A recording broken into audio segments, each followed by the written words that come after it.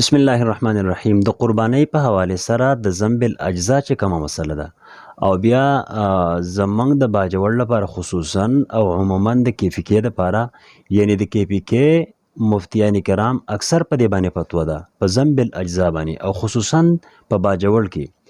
د باجوړ مشهور مفتی کرام الله صاحب د نن سبا چې کوم متعلقه نصاب دی د ذنب الاجزا په حواله سره که چرته په ذنب الاجزا کې منګه تفصیل کوو نو په دې کې مفتی کرام الله صاحب چې کوم تفصیل کړی دی په هغه باندې تفصیل ان شاء الله بحث کوو. او د باجوړ چې کوم نصاب جوړیږي د ذنب الاجزا په اعتبار سره که منګه واخلو د سونا چې کوم اجزا په اعتبار سره منګه والو نو د 9 تولو مقدار دا برابرېږي او د یوې تولې چې کوم مقدار دی نو دا 8000 او 900 یعنی قیمتي پیروخت چې کوم جوړیږي نو په دغه اعتبار سره په باجوړ کې کوم زنانه وي یا د نارینه‌و کې چا سره سونا ور سره وي نو په دې کې چې کوم ترتیب جوړیږي د نصاب د پاره نو هغه په دې چارت باندې تاسو ته په نظر باندې راځي. خو زه ته په لږ تفصیل کوم. اوس یو زنانه ده د هغې سره 52 تولې سونا 52 تولې چاندي ور سره ده یا زنانه ده نارینه ده عاقل دی بالغ دی مسلمان دی حر دی مقیم دی نو دی باندې قربانی بیا واجب ده چې کله ور سره 52 تولې چاندي ور سره وي یا ور سره د دې قیمت ور سره وي چې د هغې قیمت جوړیږي تقریبا 4,56,750 روپۍ جوړیږي. اوس یو زنانه داسې ده چې د هغې سره صرف سونا ور سره ده خو سونا د 9.5 تولو نه کمه ده یعنی 9.5 تولې چې وي بیا خو بل اتفاق په دې باندې قرباني واجب ده خو د 9.5 تولو نه سونا کمه ده. مثال په تور باندې یو توله سونا ور سره ده نو په دې باندې قرباني کله واجبېږي چې د یو زنانه سره یا د یو نارینه سره یو توله سونا ده نو د دې سره به 45 تولې چاندي وي یا به د دې قیمت وي نقدي چې کوم جوړیږي د دې نو 3,95,000 او 850 روپۍ جوړیږي یا 45 تولې یا د قیمت چې موخودو کو چرته د یو زنانه سره یو توله سونا وي یا څه کم 4 لکه قیمت اوسه برابرېږي نو په دې باندې بیا قرباني واجب ده. یا عموما باجوړ خبره ځکه کوم چې د باجوړ لپاره دا فتوا ده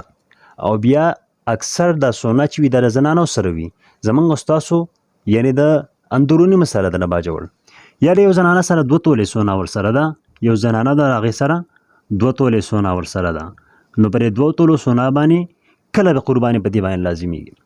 چې د یو زنانه سره 2 تولې سونا ور سره ده د 2 تولو سونا سره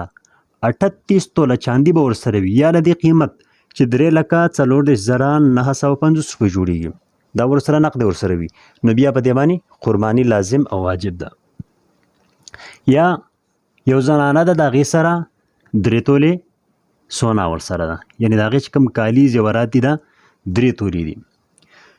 د 3 تولې سونا سره په ذنب الاجزا کې چې کوم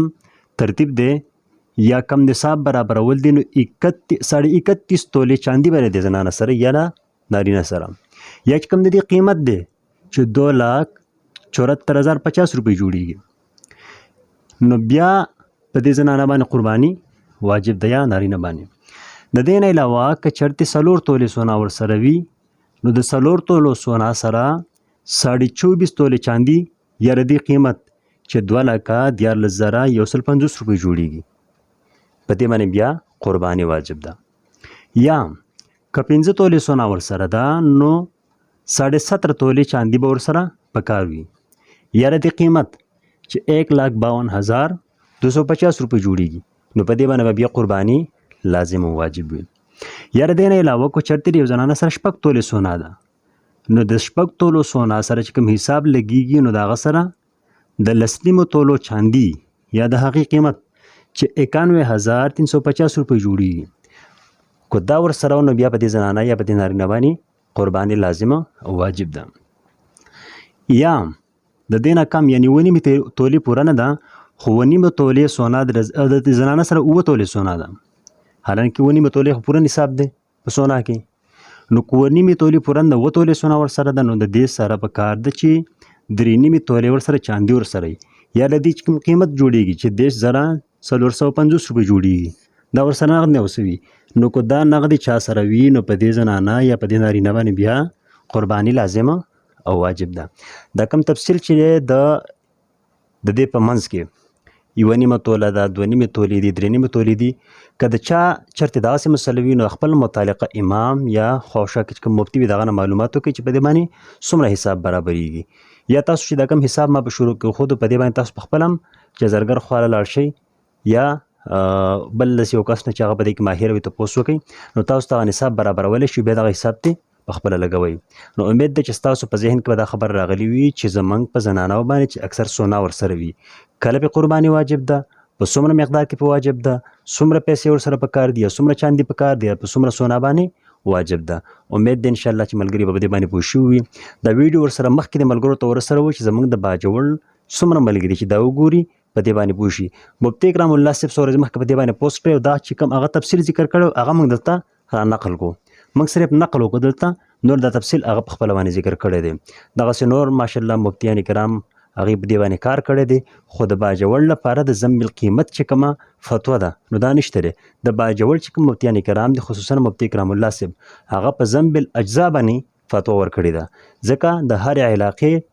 هغه علما کرامو مفتیان کرامو له اعتبار وي او زموږ د علاقې مفتیان کرامو په ذم الاجزا باندې فتوا ورکړې ده. السلام علیکم ورحمة الله وبرکاته.